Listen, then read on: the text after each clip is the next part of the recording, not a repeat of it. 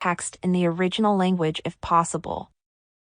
However, I recommend that you add the translation in parentheses or in a note, because the translation itself also constitutes an interpretive exercise on your part.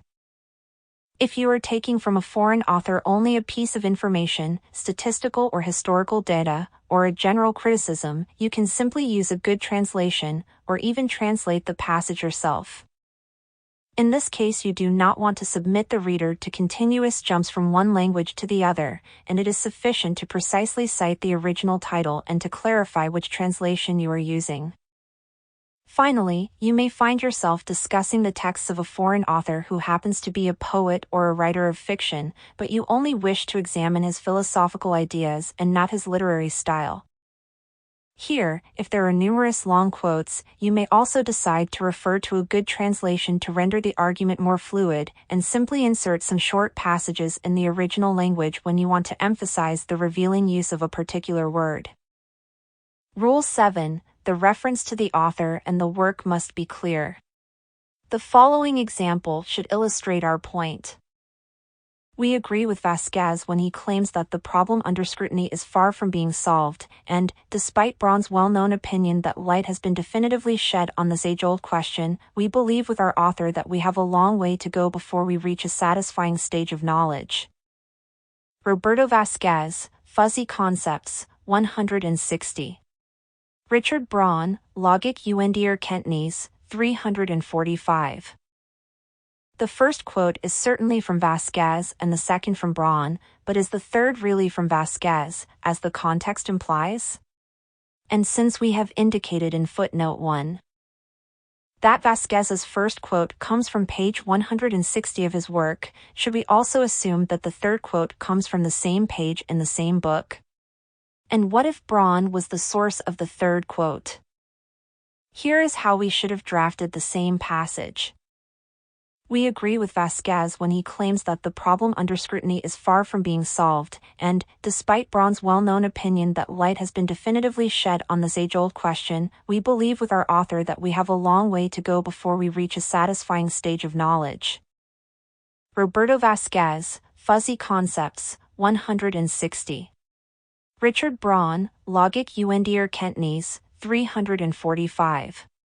Vasquez 1976, 161. Notice that footnote 3 indicates Vasquez 1976, 161.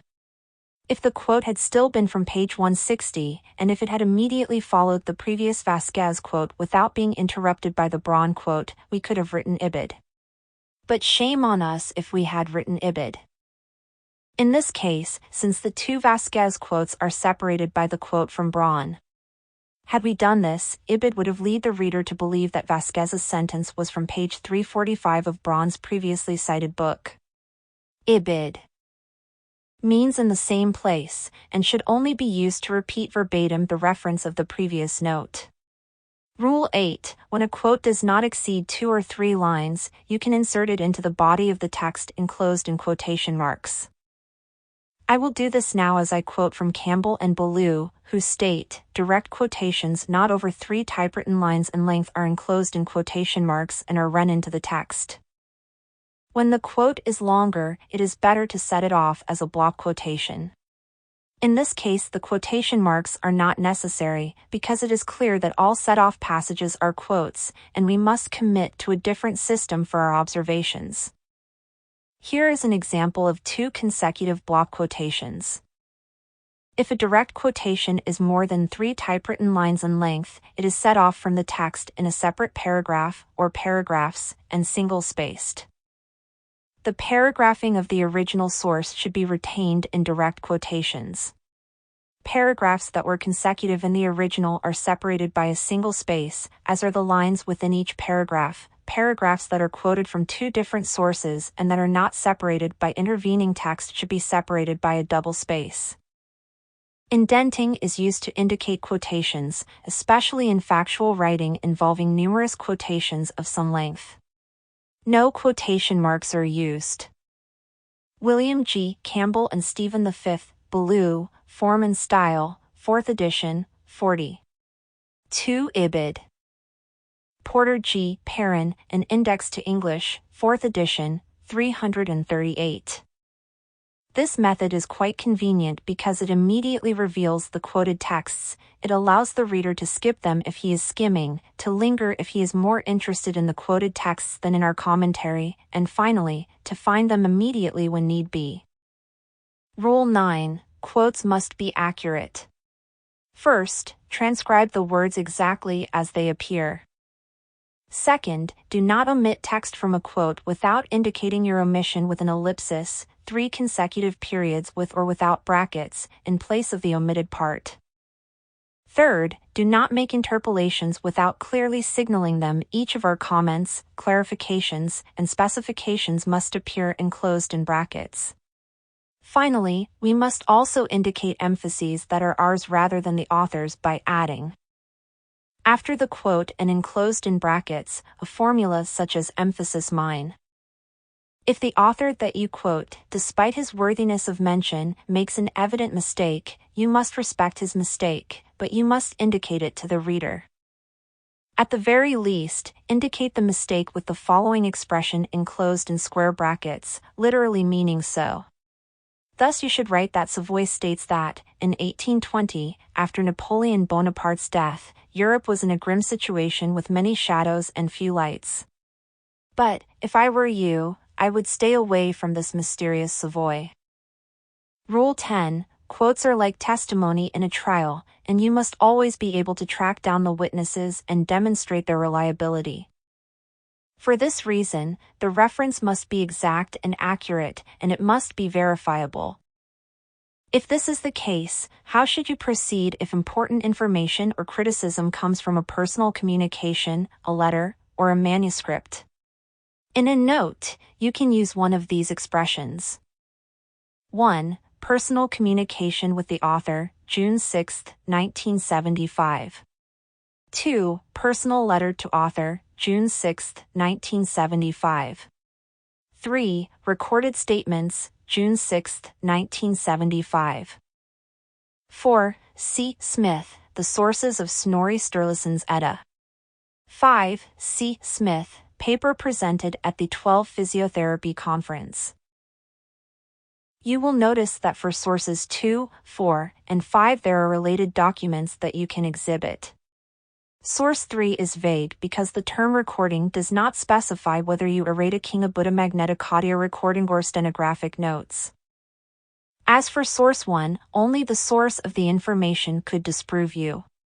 In these extreme cases, it is always good practice, after you have given a final form to the quote, to send a letter to the author with a copy of the text, and to ask for a letter of authorization in which he acknowledges the ideas you have attributed to him.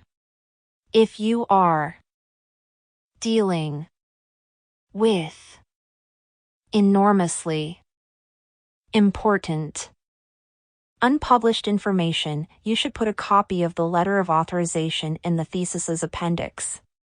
Naturally, do so only if the author of the information is a well-known scholarly authority, and not any old Joe. Minor rules: if you want to be precise about text you have omitted, consider punctuation marks as you insert the ellipsis. If we omit a section of little importance, the ellipsis must follow the punctuation mark of the complete section. If we omit a central part, the ellipsis precedes the commas. When you quote poetry, follow the usage of the critical literature on your topic. In any case, you can quote a single line by inserting it in the text, La donzelletta vien dalla campagna. You can quote 2 lines by inserting them into the text and separating them with a slash. I suppressi che a Bulgari alti e schietti van de San Guido in duplis filer. If instead you are dealing with a longer poetic passage, it is better to use the indentation system. And when we are married, how happy we'll be. I love sweet Rosie O'Grady and Rosie O'Grady loves me. Point 10. Also use the indentation system if you are dealing with a single line that will be the object of a long analysis, for example if you want to draw out the fundamental elements of Verlaine's poetics from the line. De la musique avant tout chose 11. In cases like this, I would say that it is not necessary to italicize the line even if it is in a foreign language. This especially would be the case with a thesis on Verlaine, otherwise you would have hundreds of pages all in italics. Rather, write. De la musique avant tout chose et pour cela préfère l'impair plus vague et plus soluble dans l'air, sans rien en lui capis ou capose. 12. And indicate emphasis mine if the center of your analysis is the notion of l'impair. 5.3.2 Quotes, paraphrases, and plagiarism. When you created your readings index cards, you summarized the various points of the author in question. That is to say that you paraphrased the author, rewording the author's thought. In other instances you quoted entire passages enclosed in quotation marks. When you then begin writing your thesis, you no longer have the text in front of you, and perhaps you will copy entire passages from your index cards into your thesis. In this case, you must be sure that the passages that you copy are really paraphrases and not quotes without quotation marks. Otherwise, you will have committed plagiarism. This form of plagiarism is very common. The student has a clean conscience because, in a footnote, he says he is referring to that given author. But the reader becomes suspicious of your thesis when he notices by chance that the page is not paraphrasing the original text, but in fact copying it without using quotation marks. And here we are not only talking about the advisor, but anyone else who will see your thesis in the future, either to publish it or to evaluate your competencies. How can you make sure that you are paraphrasing and not plagiarizing? First of all, a paraphrase is generally much shorter than the original. But there are cases in which the author of a sentence or fairly short paragraph says very juicy things. In this case, your paraphrase should be very long, probably longer than the original passage. Here you do not have to worry neurotically about each of your words being different from the author's, and in fact sometimes it is inevitable or even useful that some of the author's terms remain unchanged, themistry assuring to stofire. Paraphrases will come when you are able to paraphrase the text without looking at it. This will mean not only that you have avoided plagiarism, but also that you have understood the text you are paraphrasing. To better illustrate this point, I will reproduce a passage from Norman Cohn's The Pursuit of the Millennium in the first paragraph below. Then I will provide an example of a reasonable paraphrase in the second paragraph, and an example of a faulty paraphrase that constitutes plagiarism in the third paragraph. In the fourth paragraph, I will give an example of a paraphrase almost identical to the third, but in which I have avoided plagiarism through an honest use of quotation marks. The coming of Antichrist was even more tensely awaited. Generation after generation lived in constant expectation of the all-destroying demon whose reign was indeed to be lawless chaos, an age given over to robbery and rapine, torture and massacre, but was also to be the prelude to the longed-for consummation, the second coming and the kingdom of the saints. People were always on the watch for the signs which, according to the prophetic tradition, were to herald and accompany the final time of troubles, and since the signs included bad rulers, civil discord, war, drought, famine, plague, comets, sudden deaths of prominent persons and an increase in general sinfulness, there was never any difficulty about finding them. Cohn is very explicit on this topic. He outlines the state of tension typical of this period, in which the wait for Antichrist is at the same time a wait for the demon's reign, characterized by pain and disorder, and a prelude to the so-called second coming, the parousia, Christ's triumphant return. And in an age dominated by sorrowful events including plunders, lootings, famines, and plagues, there was no lack of signs that the prophetic texts had always announced as typical of the coming of Antichrist. On the other hand, we should not forget that the coming of Antichrist was even more tensely awaited. The generations lived in the constant expectation of the all-destroying demon whose reign was indeed to be lawless chaos, an age given over to robbery and rapine, torture and massacre, but was at the same time to be the prelude to the second coming or the kingdom of the saints. People were always on the watch for the signs which, as stated by the prophets, were to accompany and herald the final time of troubles, and since these signs included the bad rulers, the civil discord, the war, the drought, the famine, the plagues and the comets, and also the sudden deaths of important persons, there was never any difficulty about finding them. On the other hand, Cohn reminds us that the coming of Antichrist was even more tensely awaited.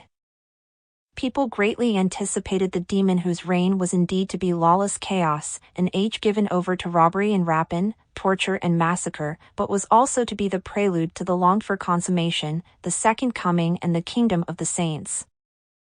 Now, Cohn concludes, given the dreadful variety of events identified by the prophetic texts as presages of the time of troubles, in an age marked by plunders, lootings, famines, and plagues, there was never any difficulty about finding them. Norman Cohn, The Pursuit of the Millennium, 2nd edition, 2021.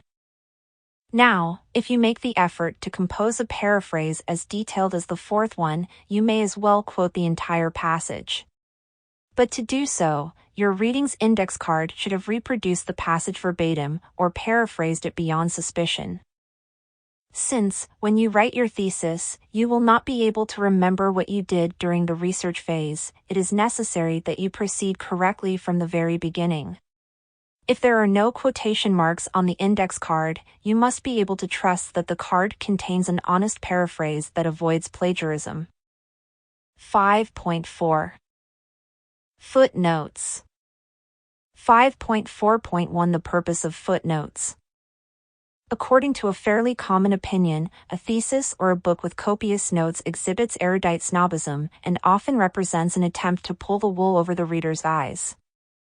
Certainly we should not rule out the fact that many authors abound in notes to confer a tone of importance on their work, and that others as tough their notice with known essential information, perhaps plundering with impunity the critical literature they have examined. Nevertheless, when used appropriately, notes are useful. It is hard to define in general what is appropriate, because this depends on the type of thesis.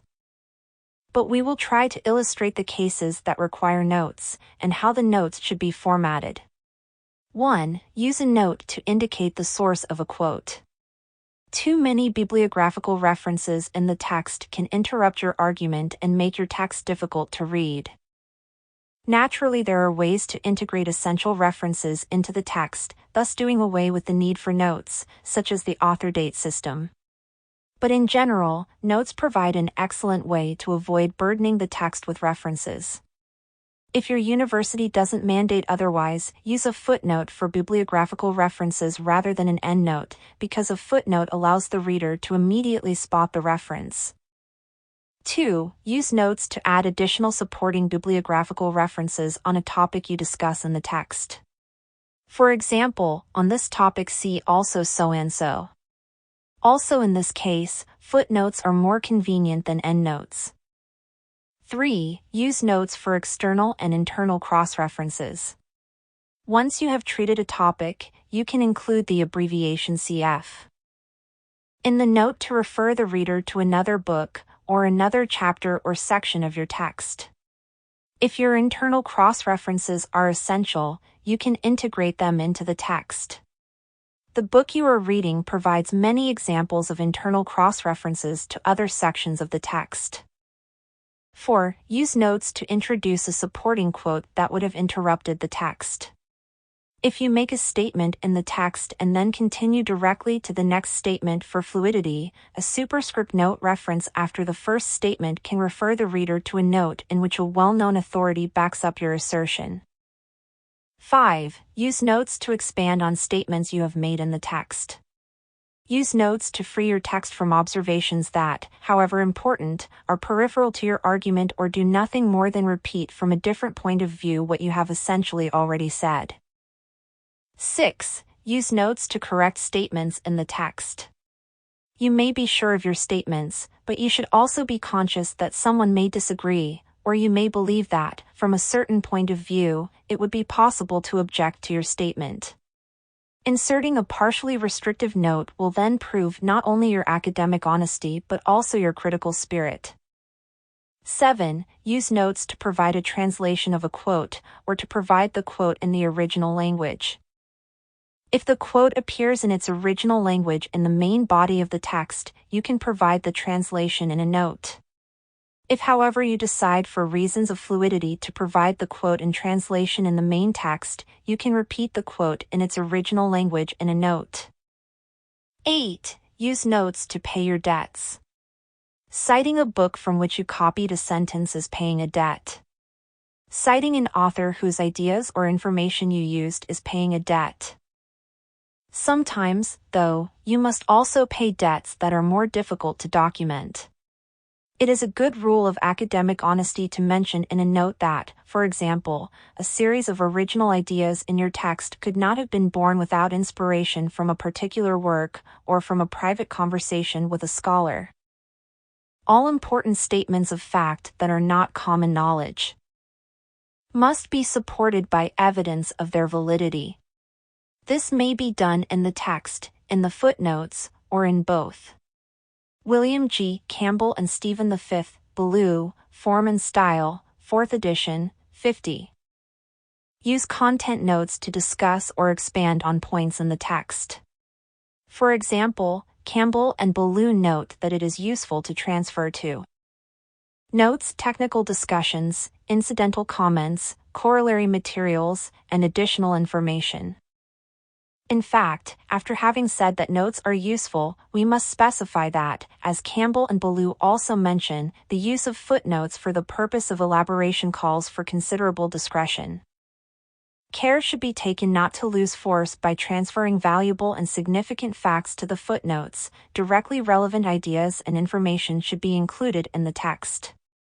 On the other hand, as the authors themselves say, each footnote must in practice justify its existence. There is nothing more irritating than notes that seem inserted only to impress, and that do not say anything important to the argument. Whereas notes of types 1, 2, and 3 are more useful as footnotes, notes of types 4 through 8 can also appear at the end of the chapter or of the thesis, especially if they are very long. Yet we will say that a note should never be too long, otherwise it is not a note, it is an appendix, and it must be inserted and numbered as such at the end of the work. At any rate, be consistent, use either all footnotes or all endnotes. Also, if you use short footnotes and longer appendices at the end of the work, do this consistently throughout your thesis. And once again, remember that if you are examining a homogeneous source, such as the work of only one author, the pages of a diary, or a collection of manuscripts, letters, or documents, you can avoid the notes simply by establishing abbreviations for your sources at the beginning of your work. Then, for every citation, insert the relevant abbreviation and the page or document number in parentheses. For citing classics, follow the conventions in Section 3. 2.3. In a thesis on medieval authors who are published in Jacques-Paul Migny's Patrologia Latina, you can avoid hundreds of notes by putting in the text parenthetical references such as this. Proceed similarly for references to charts, tables, or illustrations in the text or in the appendix. 5.4.2 The Notes and Bibliography System. Let us now consider the note as a means for citation. If in your text you speak of an author or quote some of his passages, the corresponding note should provide the necessary documentation. This system is convenient because, if you use footnotes, the reader knows immediately what author and work you are citing. Yet this process imposes duplication because you must repeat in the final bibliography the same reference you included in the note. The presence of the references in the note certainly does not invalidate the need for a final bibliography. In fact, the final bibliography provides the material you have consulted at a glance, and it also serves as a comprehensive source for the literature on your particular topic. It would be impolite to force the reader to search the notes page by page to find all the works you have cited. Par. 33.145. Moreover, the final bibliography provides more complete information than do the notes. For example, in citing a foreign author, the note provides only the title in the original language, while the bibliographical entry will also include a reference to the translation. Furthermore, while usage suggests citing an author by first name and last name in a note, the bibliography presents authors in alphabetical order by last name. Additionally, if the first edition of an article appeared in an obscure journal, and the article was then reprinted in a widely available miscellaneous volume, the note may reference only the miscellaneous volume with the page number of the quote, while the bibliography will also require a reference to the first edition. A note may also abbreviate certain data or eliminate subtitles, while the bibliography should provide all this information. Table 5.2 provides an example of a thesis page with various footnotes, and Table 5.3 shows the references as they will appear in the final bibliography. Point 13. Notice the differences between the two. You will see that the notes are more casual than the bibliography, that they do not cite the first edition, and that they aim only to give enough information to enable a reader to locate the text they mention, reserving the complete documentation for the bibliography. Also, the notes do not mention whether the volume in question has been translated. After all, there is the final bibliography in which the reader can find this information. Table 5.2. Example of the notes and bibliography system. Even though Chomsky accepts the principle of Katz and Fodor's interpretive semantics that derives the meaning of a sentence from the sum of the meanings of its elementary constituents, he does not renounce his belief that deep syntactic structure primarily determines meaning. Naturally, Chomsky eventually developed a more articulated stance, as his first works already foretold. He develops this stance through discussions that he describes in the essay Deep Structure, Surface Structure and Semantic Interpretation, placing the semantic interpretation at the intersection between the deep structure and the surface structure. Other authors, for example Lakoff, attempt to build a generative semantics in which the logical semantic form generates the syntactic structure itself. Noam Chomsky, Aspects of the Theory of Syntax, 162. Gerald J. Katz and Jerry A. Fodor, The Structure of a Semantic Theory, in the Structure of Language, edition J. Katz and J. A. Fodor, 479. 518. For a satisfactory overview of this position, see Nicholas Rouet, An Introduction to Generative Grammar. Noam Chomsky, Persistent Topics in Linguistic Theory, Diogenes, 1320. Noam Chomsky, Deep Structure, Surface Structure and Semantic Interpretation, in Semantics, An Interdisciplinary Reader in Philosophy, Linguistics and Psychology, edition Danny D. Steinberg and Leon A. Jakubowicz, 183, 216.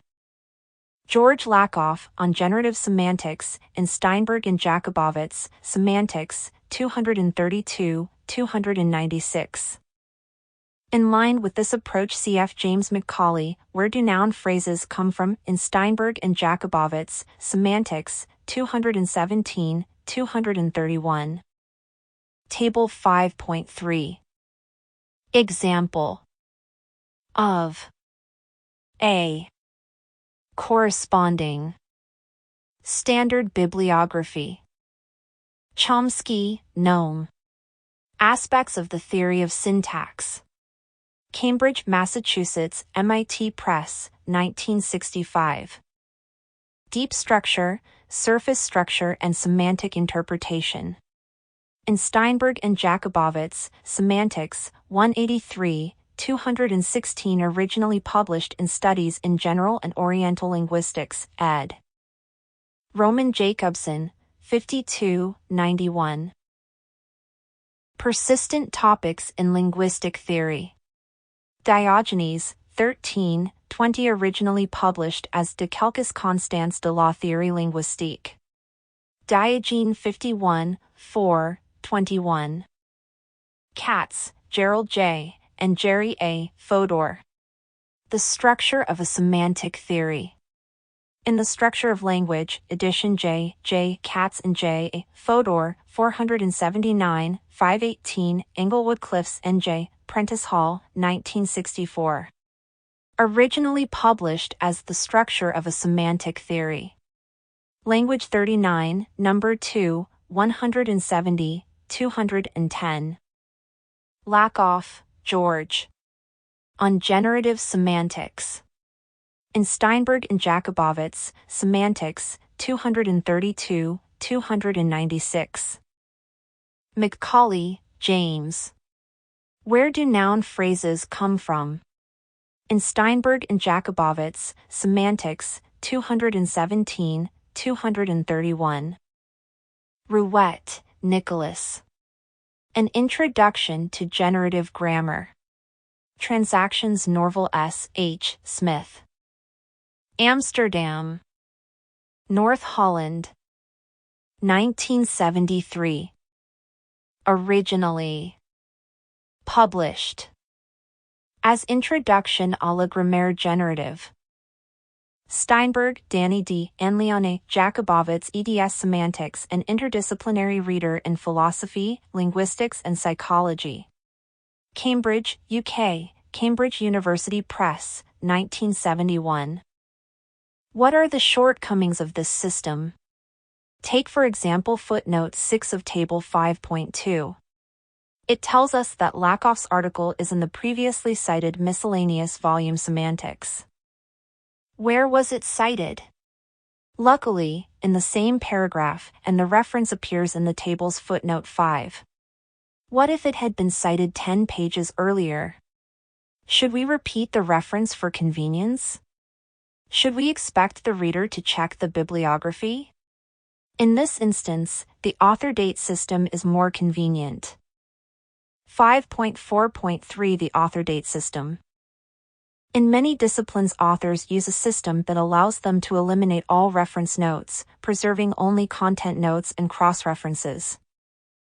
This system presupposes that the final bibliography is organized by authors' names and includes the date of publication of the first edition of the book or article. Here is an example of a bibliographical entry in a thesis that uses the author-date system. Chomsky, Noam. 1965, Aspects of the Theory of Syntax. Cambridge, Massachusetts, MIT Press. What does this bibliography entry allow you to do? When you must discuss this book in the text, you can eliminate the entire footnote and proceed as follows. As Chomsky wrote, mathematical study of formal properties of grammars is, very likely, an area of linguistics of great potential.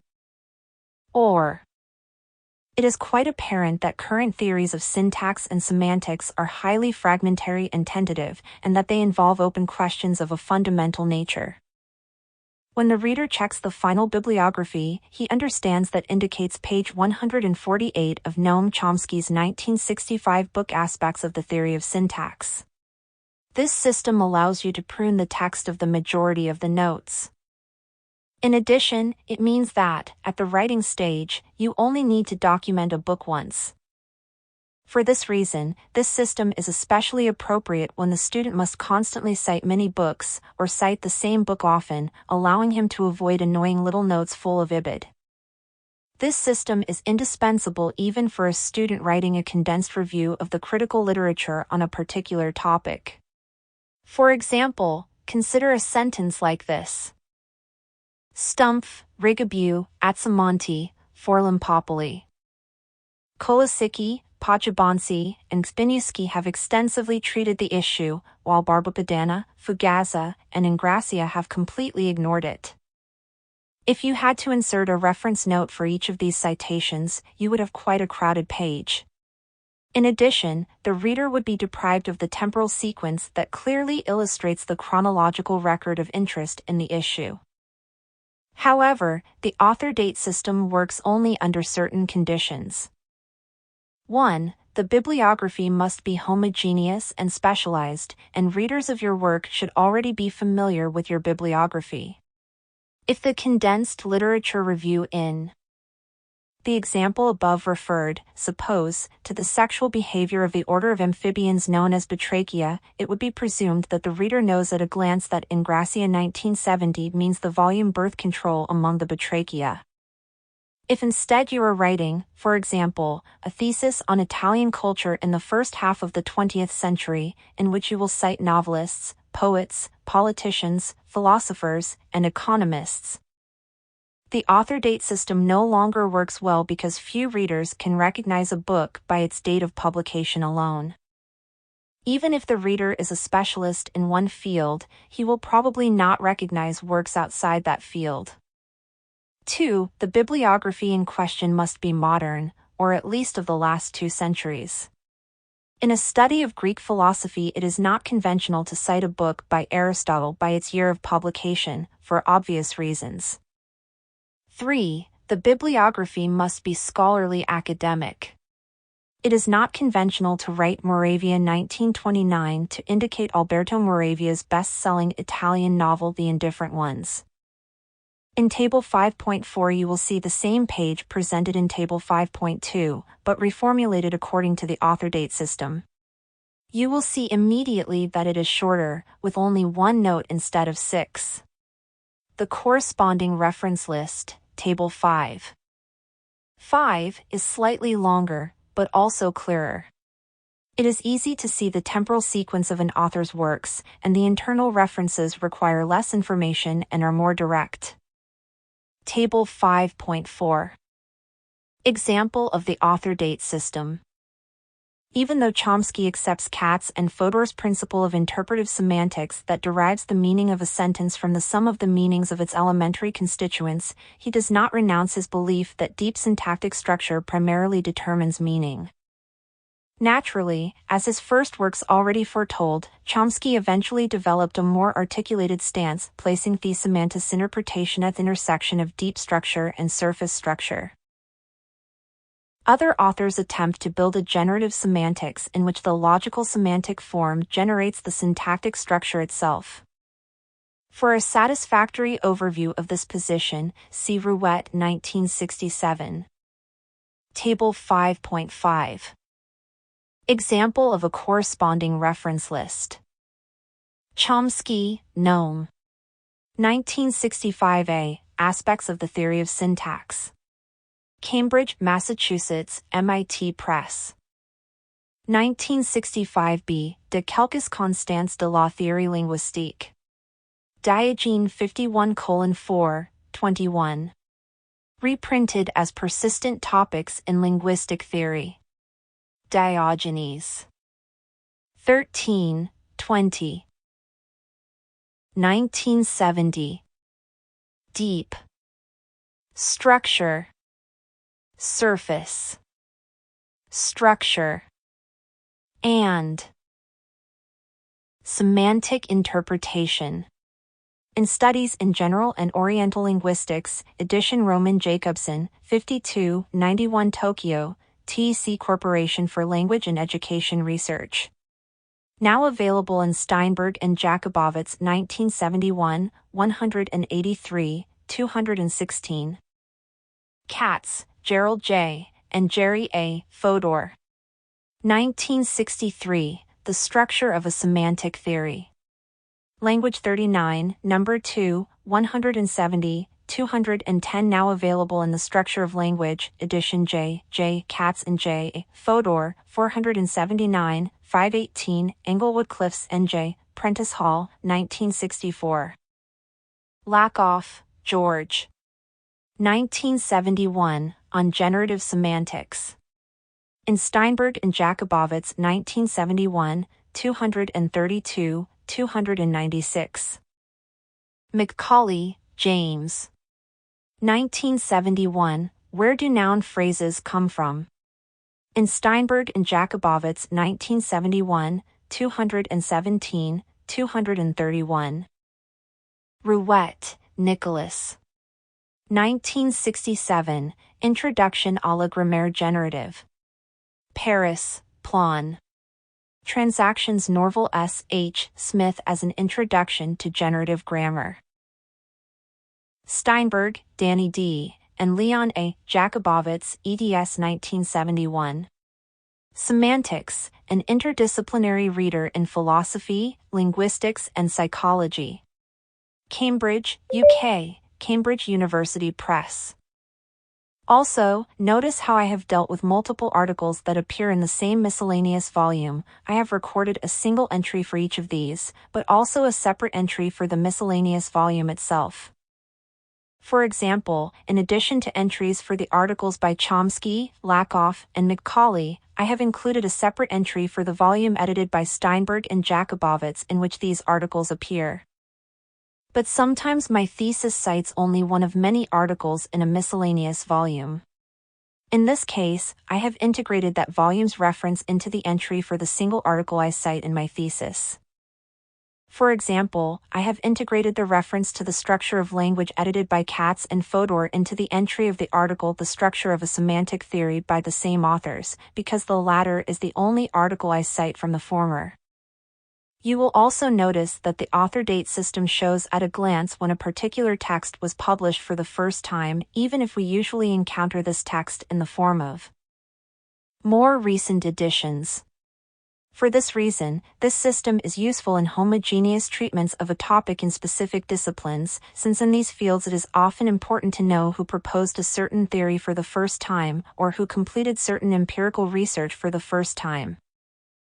There is a final reason to use the author date system when possible. Suppose you have finished writing your thesis, and you have typewritten the final draft with many footnotes. Even if you started numbering your notes over again at the beginning of each chapter, a particular chapter may require as many as 100 notes. Suddenly you notice that you have neglected to cite an important author whom you cannot afford to ignore, and whom you must cite at the beginning of this chapter. You must now insert the new note and change 100 numbers. With the author date system, you do not have this problem. Simply insert the name and the date of publication in parentheses, and then add the item to the general bibliography. Even if you have not finished typewriting your thesis, inserting a note that you have forgotten still requires renumbering and often presents other annoying formatting issues, whereas with the author date system you will have few troubles in this area.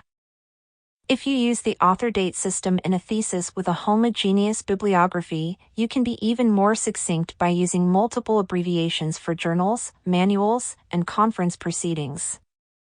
Below are two examples from two bibliographies, one in the natural sciences, the other in medicine. Mesnil, F. 1896.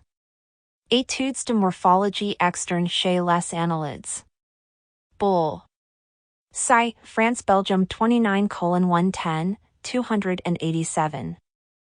Adler, P. 1958. Studies on the eruption of the permanent teeth. Acta Genet. StatMed 8 hours 78 minutes, 94. 5.5. Instructions, traps, and conventions. The tricks of academic work are innumerable, and innumerable are the traps into which you can fall. Within the limits of this short treatment, we can only provide, in no particular order, a series of instructions to help you avoid such traps. Although these instructions may not help you navigate the Bermuda Triangle that you must cross in writing your thesis, they will at least alert you to the existence of such perils, and that you must ultimately face them on your own. Do not credit or cite notions of common knowledge. Nobody would think of writing Napoleon who, as Ludwig states, died in St. Helena, but this kind of naivete happens often.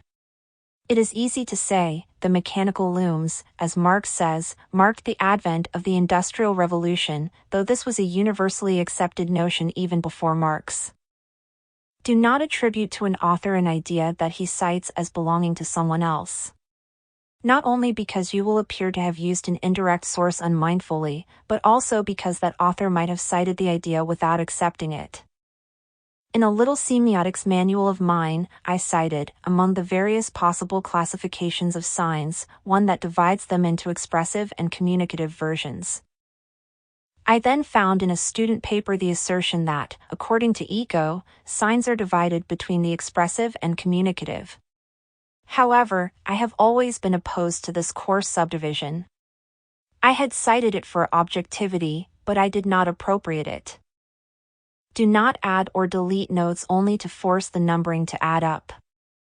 When you have already typewritten your thesis, it may happen that you must eliminate a note that turned out to be incorrect, or that you must add a new one at any cost. As a result, the numbering of the following notes does not add up, and good for you if you have numbered notes by chapter and not from the very beginning of your thesis. To avoid changing all the note reference numbers, you will be tempted to insert a filler note or eliminate another note. This temptation is human.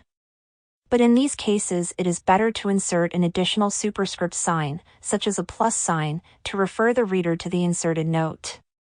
However, this is surely a makeshift solution that may displease some advisors, so rearrange the numbering if you can. There is a method for citing from indirect sources while still observing the rules of academic honesty. It is always better not to cite second-hand information, but sometimes this is impossible to avoid. Two systems are common, depending on the situation. First, let us suppose that Settinelli quoted from Smith the statement that the language of bees is translatable in terms of transformational grammar. In this case, Wieschto highlights Settinelli assumes responsibility for this statement. We will then say in a note, using a not-so-elegant formula. 1. C. Settinelli, Illinois Linguaggio dell'API, 45, quoting C. Smith, Chomsky and Bees, 56. In the second case, we wish to highlight that the statement belongs to Smith, and we quote Settinelli only to assuage our conscience, since we are taking Smith's quote from a second-hand source. We will then write the note. 1. C. Smith, Chomsky and Bees, 56, as quoted in C. Settinelli, Illinois Linguaggio dell'API. 45. Always give precise information on critical editions, revisions, and the like. Specify if an edition is a critical edition and indicate its editor. Specify if a second or more recent edition is revised, enlarged, or corrected. Otherwise, you risk misrepresenting the opinions that an author expressed in the 1970 revised edition of his 1940 work as if he had actually expressed them in 1940, when some discoveries had perhaps not yet been made. Pay attention when you quote a pre-1900 author from foreign sources. Different cultures. Name. The same. Figures differently. For instance, while we Italians refer to Pietro Hispano and the French to Scott Erigene, in English you will find Peter of Spain and Scotus Eriugena. In an Italian text you will encounter Nicholas of Cusa in the form of Niccolò Cusano, and you should easily recognize a personalities like Petrarch or Petrarca, Michel-Ange, Vinci, and Bacchus. Roberto Grossatesta in Italian appears as Robert Grosseteste in English, Alberto Magno as Albert the Great, and San Tommaso di Aquino as simply Aquinas. The person known in Italian as Anselmo d'Aosta appears in English as Anselm of Canterbury. Do not speak of two painters when you refer to Roger van der Weyden and Roger de la Pasture, because they are one and the same. Jove is Jupiter, naturally. Also, pay attention when you are copying Russian names from an old French source. You would probably avoid writing Stalin or Lenin, but you may still fall for Ouspensky when you should instead transliterate Ouspenskyj. The same applies to names of cities. Den Haag, La Haye, and Lea all refer to The Hague. How do we learn these naming conventions, of which there are many hundreds? We read various texts in various languages on the same topic. We joined the club. Music lovers know the King is Elvis Presley, sports fans know that Dr. J is Julius Erving, and American high school students know that Mark Twain is Samuel Clemens. Those who do not know these things are considered naive or provincial. A literature student who discusses in his thesis the relationship between Héroïde and Voltaire after reading a few secondary sources might be considered ignorant instead of merely provincial. 14. Pay attention when you find numbers in foreign texts. For instance, in an Italian book you will find 2.625 for 2,625, while 2.25 means 2 and 25 hundredths. Pay attention to references to centuries in foreign sources. For instance, in Italian you will find references to Cinquecento, Settecento, Novecento and not 16. 18. And. XX. Centuries. However, in a French or English book the Italian word Quattrocento indicates a precise period of Florentine culture. Do not make facile equivalencies among different languages. The Italian Rinascimento covers a different period than the Renaissance, since it excludes 17th century authors. Manierismo is another tricky term because it refers to a specific period in Italian art history, and not to what is known in English as Mannerism, or in German as Manierismus. Acknowledgements: if Simeone Atherthane, your advisor, provided verbal suggestions, lent you rare books, or gave you similar kinds of help, it is good practice to acknowledge them in a section at the beginning or end of your thesis. It also shows that you were diligent enough to consult knowledgeable people. However, it is bad taste to thank your advisor. If he helped you, he has simply done his job. Additionally, you may happen to thank and to declare your debt to a scholar that your advisor hates, abhors, and despises. This is a serious academic incident, and it is your fault.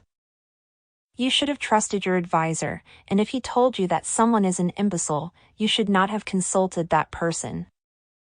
Or, if your advisor is open-minded and he accepts that his student has used resources with which he disagrees, this incident will simply become a matter of civil discussion at your thesis defense. If instead your advisor is an old capricious baron, spiteful and dogmatic, you have probably made the wrong choice for an advisor. However, if, despite these flaws, you truly wanted this advisor because you believed that he would treat you like a protégé, then you must be coherently dishonest and ignore this other person in your acknowledgments, because you have chosen to become the same kind of person that your mentor is. 5.6. Academic pride. In section 4.2.4 we discussed academic humility, which concerns the research method and the interpretation of texts. Now let us discuss academic pride, which concerns confidence in writing. There is nothing more annoying than a thesis in which the author continuously gives unsolicited excuses. We are not qualified to deal with such a topic. Nevertheless, we would like to venture a guess that. What do you mean, you are not qualified? You have devoted months and maybe years to the topic you have chosen, you have presumably read everything there was to read on it, you have reflected on it, taken notes. And now you say that you are not qualified? But what have you been doing all this time? If you do not feel qualified, do not defend your thesis. If you defend it, it is because you feel ready, and in this case you have no right to make excuses. So, once you have illustrated other scholars' opinions, once you have illuminated the particular difficulties of the issue, and once you have clarified that there can be alternative answers to a specific question, jump in at the deep end.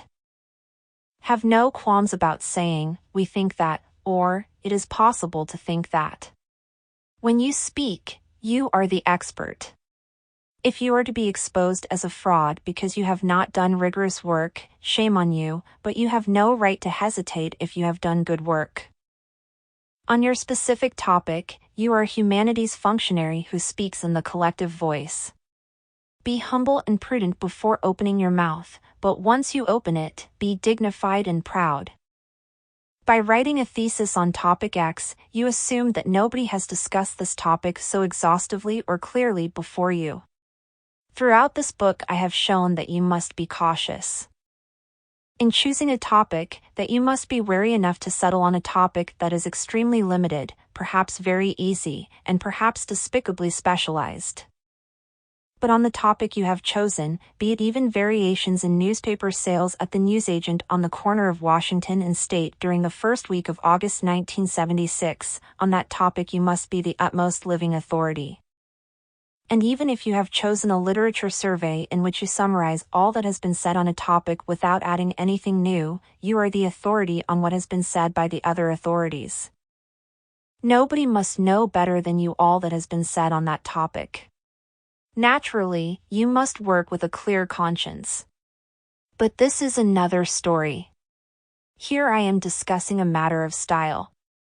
Do not whine and be complex-ridden, because it is annoying. Attention, the following chapter is not printed but instead typewritten. It provides a model of the thesis's final draft. The final draft entails two specific documents, the final written draft and the final typewritten draft. It may first seem like writing the final draft is your responsibility and that this is wholly a conceptual issue, whereas typing is a manual matter that is the responsibility of the typist. But this is not really the case. Giving a typewritten form to a thesis also means making some methodological choices. If the typist makes them for you, following certain standards, your thesis will still have a specific graphic expository format that also affects its content. It is more desirable that you make these choices yourself, and in this case, any kind of draft you have adopted must contain formatting instructions for the typist. For these reasons, you will find formatting instructions in this chapter that will help you impose a conceptual order as well as a communicative facade on your thesis. Also, you may or may not use the services of a typist. You could type it yourself, especially if your work requires special graphic conventions. You may be able to type at least a first typewritten draft on your own, and the typist will have only to clean up what you have already formatted. The question here is whether you can type, or can learn to type. If the answer is yes to either, remember that a used typewriter costs less than paying a typist to type your thesis. 6. The final draft. 6.1. Formatting the thesis. 6.1.1. Margins and spaces. This chapter begins with its title, in full capitals, with left-hand justification. The chapter bears a number, in this case an Arabic numeral. Then, after 3 or 4 blank lines, the title of the section appears flush left, underlined, and preceded by the Arabic numeral of the chapter and that of the section. Then the title of the subsection appears 2 lines below. The title of the subsection is not underlined, so as to distinguish it from that of the section. The text begins 3 lines under this title, and the first word is indented 2 spaces. You can decide to indent the text only at the beginning of a section or at the beginning of each paragraph, as we are doing on this page. The indentation for a new paragraph is important because it shows at a glance that the previous paragraph has ended, and that the argument restarts after a pause. As we have already seen, it is good to begin a new paragraph often, but not randomly. The new paragraph means that a logical period, comprised of various sentences, has organically ended and a new portion of the argument is beginning. It is as if we were to pause while talking to say, "Understood? Agreed? Good, let us proceed." Once all have agreed, we begin a new paragraph and proceed, exactly as we are doing in this case. Once the section is finished, leave 3 lines between the end of the text and the title of the new section. Although this chapter is double-spaced, a thesis may be triple-spaced, so that it is more readable, so that it appears to be longer, and so that it is easier to substitute a retyped page. When the thesis is triple-spaced, the distance between the title of a chapter, the title of a section, and any other subhead increases by 1 line. If a typist types the thesis, the typist knows how much margin to leave on all 4 sides of the page. If you type it, consider that the pages will have some sort of binding which will require some space between binding and text, and the pages must remain legible on that side. This chapter on formatting, as we have already established, takes the form of typewritten pages of a thesis, insofar as the format of this book allows. Therefore, while this chapter refers to your thesis, it also refers to itself. In this chapter, I underline terms to show you how and when to underline. I insert notes to show you how to insert notes, and I subdivide chapters, sections, and subsections to show you the criteria by which to subdivide these. 6.1.2 Underlining and capitalizing the typewriter does not include italic type, only Roman type. Therefore, in a thesis you must underline what in a book you would italicize. If the thesis were the typescript for a book, the typographer would then compose in italics all the words you underlined. What should you then underline? It depends on the type of thesis, but in general, underline the following. 1. Foreign words of uncommon use. Do not underline those that are already anglicized or currently in use, like the Italian words ciao and paparazzi, but also chiaroscuro, manifesto, and libretto. In a thesis on particle physics, do not underline words common in that field such as neutrino. 2. Scientific names such as Felis catus, Euglena viridis, Clerus epivorus. 3. Technical terms, the method of coring in the processes of oil prospecting. 4. Titles of books. 5. Titles of dramatic works, paintings, and sculptures. In her essay La théorie de mondes possibles dans l'étude de textes, Baudelaire lecteur de Bruegel. Lucia Vinopusca refers to Hindica's knowledge and belief in demonstrating that Baudelaire's poem The Blind is inspired by Peter Bruegel the Elder's painting The Parable of the Blind. 6. Names of newspapers, magazines, and journals. See the article I dopo l'uccisione that appeared in L'Espresso on June 24, 1976. 7. Titles of films, published musical scores, and lyric operas. Do not underline other authors' quotes. Instead, follow the rules given in section 5.3. Underlining too much is like crying wolf. If you do it too many times, nobody will take notice. An underline must always correspond to that special intonation you would give to your voice if you were to read the text. It must attract the attention of your listeners, even if they are distracted. You can decide to underline single terms of particular technical importance, such as your work's keywords. Here is an example.